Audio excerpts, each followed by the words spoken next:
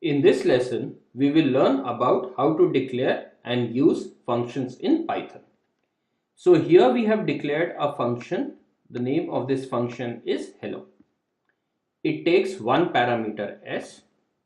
Okay, so the two important things about the function, its name is hello in this case. It takes one parameter s. And what does this function do? It prints hello plus s. So this is what we are doing.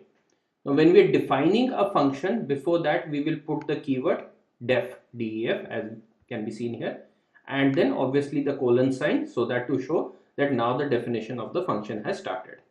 So this function has only one line of definition, and after that how do we use it? We are saying hello and giving it one parameter. We have defined it as s here, and we are giving it one parameter.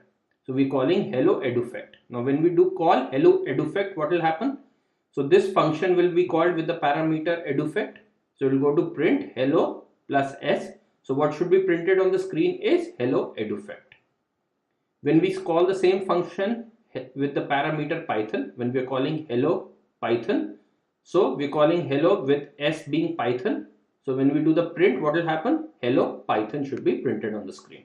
So let's run this code and see what the output is. So as we expected, the output is hello Edufect and hello Python.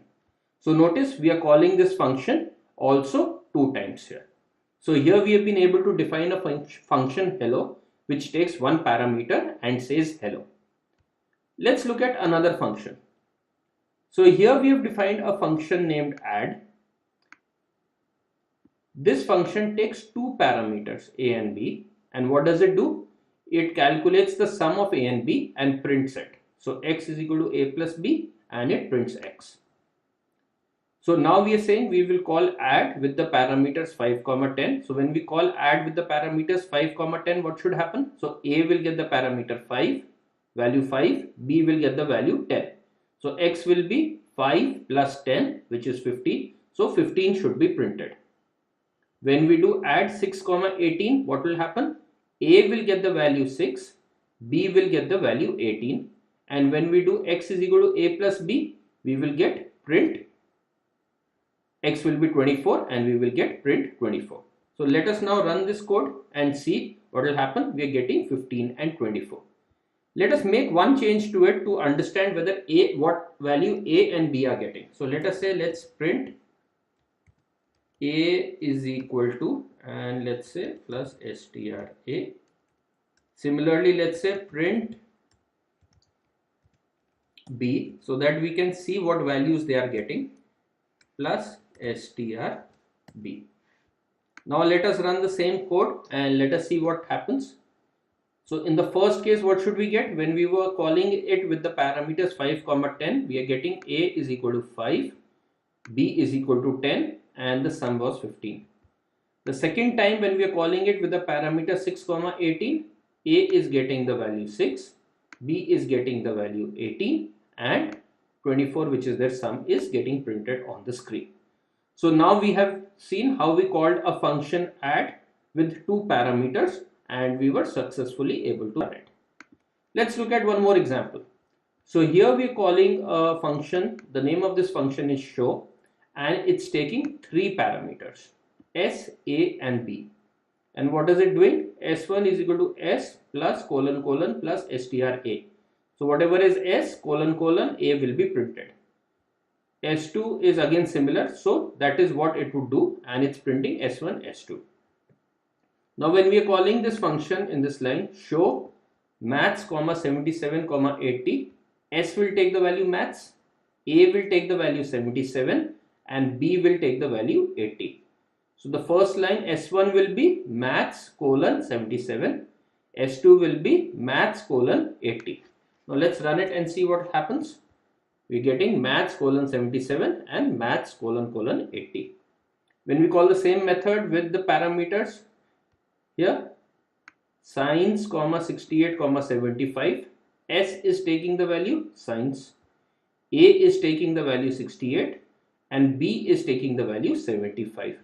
So here S1 will become science colon 68, and S2 will become science colon 75. And when we print them, that is exactly what we are getting on the screen. So here again we have seen how to create a function which had different types of parameters. So one S was a string, A and B were numbers, and it had 3 parameters, and we were able to successfully run it. Let's look at one more example. Here we are creating a function multiples. It takes 2 parameters x comma n, and what is it doing? It's saying y is equal to x into n, so it's multiplying the 2 parameters. S1 is x into n is equal to y, so it's printing it in the format x into n is equal to y. So when we run it with the parameters 2 comma 5, what will happen? X will take the value 2, y will take the value 5, n will take the value 5, so y will be 2 into 5, which is 10, and s1 will be 2 into 5 is equal to 10 when we get printed. Let's now run it with 2 comma 5 and 5 comma 2 just to see what will happen. So the first time we should see 2 into 5 is equal to 10 because x was 2, n was 5, and y became 10. The second time when we called it with the parameters 5 comma 2, x took the value 5, n took the value 2, and y was always 5 into 2 or 2 into 5 is 10. So we were able to run it. So this demonstrates how it works. Let's look at our final example for this class. Define mul10 and it takes a parameter x, and now within this function we have a for loop. So what is it saying? For I in range 1 comma 11, so it will run for the values of I from 1 to 10. Y is equal to x into I, and s1 is equal to strx plus star plus stri plus equal to y. So this is exactly the code we ran in mul, but here instead of giving it as a parameter n, we are calling it with I. So this will run for the values of I from 1 to 10. So what should get printed is when we are passing x as 5, so the first time I is 1, so it should print 5 into 1 is equal to 5. Then when I is 2, 5 into 2 is equal to 10, so on till 5 into 10 is equal to 50. Let's run this code and see what do we get as an output. So that is what we have got, 5 into 1 is equal to 5, so on till 5 into 10 is equal to 50. Let's say run it for 8. What will happen when we run it for 8? The value of x is now 8, so we should get the table for 8, which is what we have gotten. 8 into 1 is equal to 8, so on till 8 into 10 is equal to 80. So this is how we define functions in Python and run them. Okay.